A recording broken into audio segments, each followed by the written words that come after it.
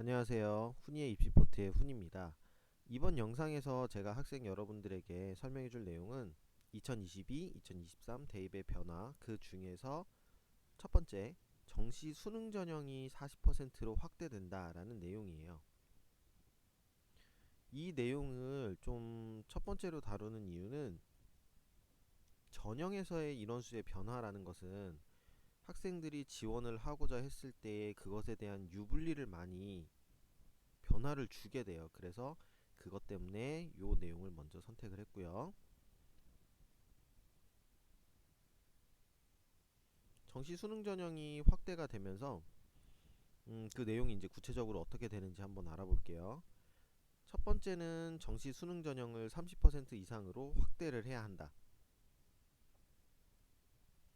자, 30% 이상으로 이제 확대를 해야 되는데 그거에 대한 조건은 만약에 학생부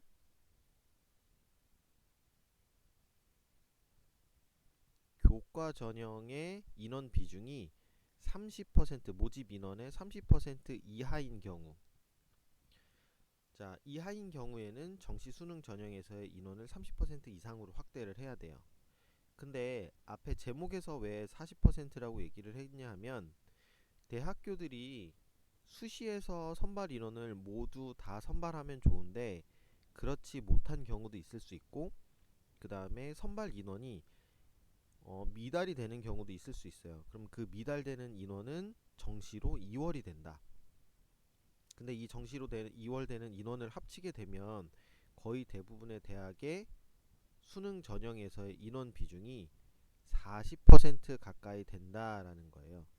그렇기 때문에 정시 수능 전형에서 30% 이상으로 확대한다라고 했지만 실질적으로는 정시 수능 전형으로 선발하는 인원이 40% 가까이 될 것이다.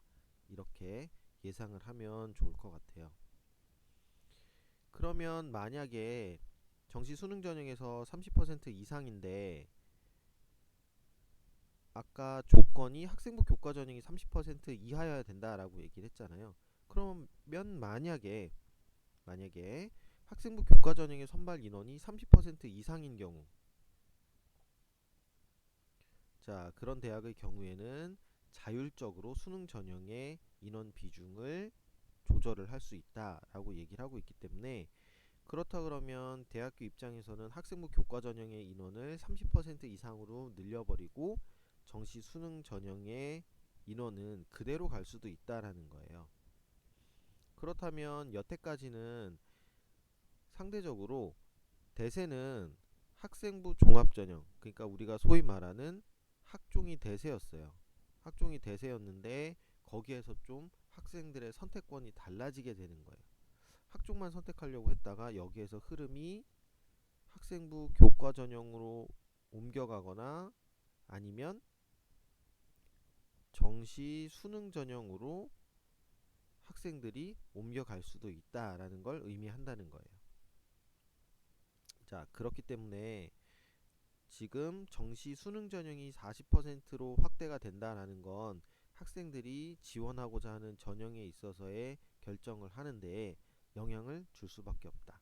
그리고 이런 흐름들에서 조금 더 주의 깊게 봐야 되는 건 상위권 대학교들이 정시 비중을 확대하고 있다라는 거예요. 그렇다면 수시에서 인원이 정시로 많이 2월이 될 수도 있다. 그렇게 해서 40%의 인원을 정시에서 선발할 수도 있다라는 얘기가 돼요. 그렇기 때문에 학생 여러분들은 이 부분을 잘 생각하고 내가 지금 어떤 전형을 선택을 하는 것이 유리한지를 생각을 해봐야 돼요. 지금 대부분의 대학교들이 학생부 종합 전형을 50%까지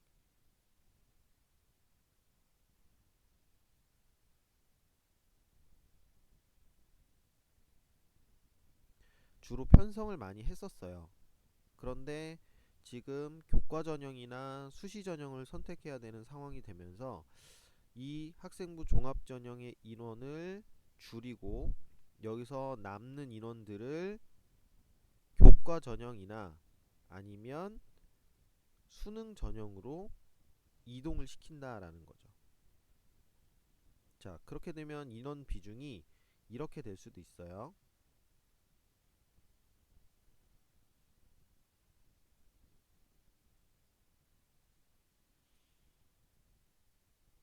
종합으로 선발하는 인원을 40%를 잡고, 교과로 선발하는 인원을 30% 잡고, 그 다음에 수능 전형을 30%를 잡을 수도 있어요. 그런데 지금 상위권 대학교들 같은 경우에는 정시 비중을 확대하고 있기 때문에 여기를 40%를 가고, 수능 전형으로 40%를 뽑고, 교과 전형을 30%를 뽑고, 그 다음에 오히려 학생부 종합 전형의 인원을 이렇게 줄일 수도 있다는 거예요. 그래서 오히려 더 수능 전형에서의 인원이 더 많이 선발이 되어질 수도 있다라는 거.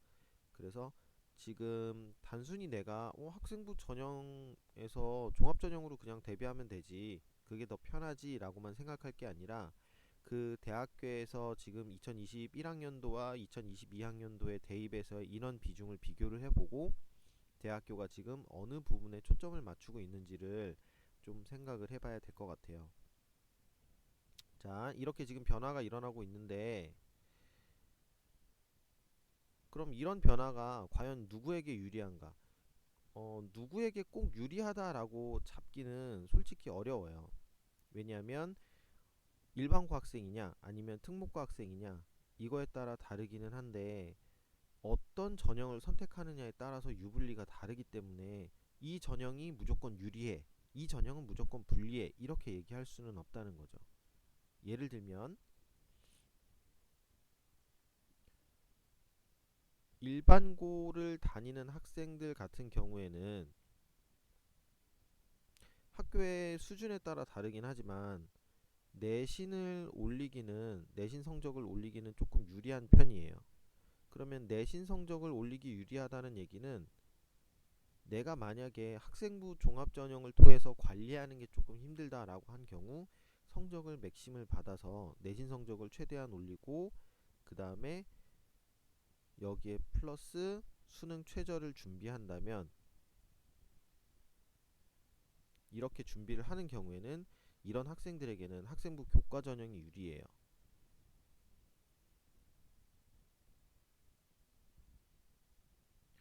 자, 근데 특목고 학생들 같은 경우에는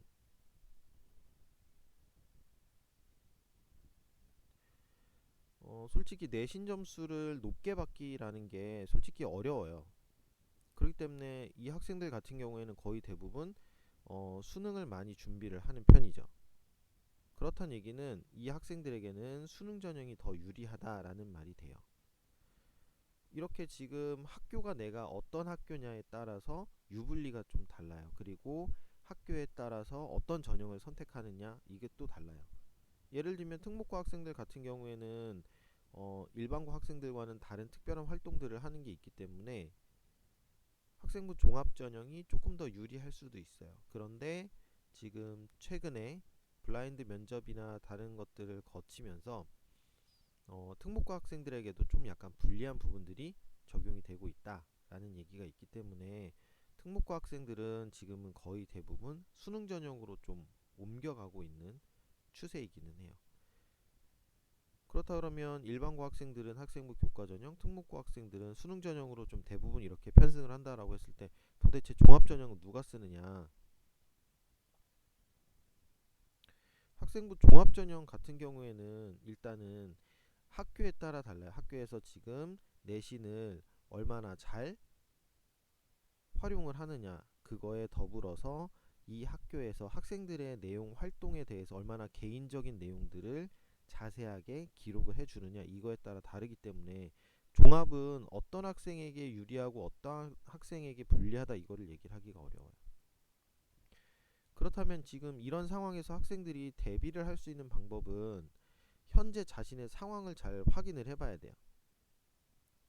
내 상황에서 당연히 분석을 해봐야겠죠. 성적에 대한 분석과 그 다음에 지금 나의 비교과 영역에 대한 분석을 해야 되는데, 비교과 영역에서 특히 분석을 해봐야 되는 건 세특이에요. 세특과 그 다음에 행특을 분석을 해봐야 돼요. 이렇게 내용을 지금 분석을 해보고 나에게 지금 교과 전형이 유리할까 아니면 종합 전형이 유리할까 아니면 수능 전형을 집중을 하는 게 나을까, 이거를 유불리를 선택을 잘 해봐야 되고, 지금 자신의 성적을 분석을 할 때는 반드시 그냥 등급만 분석을 하는 게 아니라 이거를 대학의 환산 점수로 분석을 해봐야 돼요. 환산 점수로 분석을 해보고 여기에 더불어서 현재 지금 자신이 맞출 수 있는 수능 최저 학력 기준이 어느 정도 나오는지를 같이 확인을 꼭 해봐야 돼요. 그렇기 때문에 지금 대입을 준비하는 학생들에서 정시가 확대된다라고 하는 경우, 지금 내가 내신 성적이 조금 떨어지니까 나는 그냥 무조건 정시로 가야겠다 이렇게 생각하는 건 오히려 더 위험할 수도 있다라는 거예요. 그렇기 때문에 반드시 지금 자신의 상황을 분석을 해보고 자신의 현재 성적, 그 다음에 자신이 앞으로 만들 수 있는 성적의 범위와 그 다음에 비교과가 지금 어떻게 형성이 되어 있는지 그 부분을 잘 비교를 해봐야 되고, 그 다음에 수능 최저를 자기가 어느 정도까지 맞출 수 있는지 그 기준을 잘 확인을 해보고, 그러고 난 후에 전형을 선택을 하고 그리고 준비를 해야 된다라는 거예요. 이번 영상에서는 지금 초점을 이렇게 해서 대입에서의 변화, 정시가 지금 확대되고 있기 때문에 그에 대한 학생들이 어떻게 대비를 하고 방향을 잡아야 될지를 간단하게 설명을 해봤어요. 더 궁금한 사항은 제 블로그나 또는 카카오톡 아이디도 블로그에는 나와 있으니까 그쪽으로 뭐 게시판에 글을 남겨주거나 카카오톡으로 문의를 주시면 성실하게 답변해 드리도록 하겠습니다. 시청해 주셔서 감사합니다.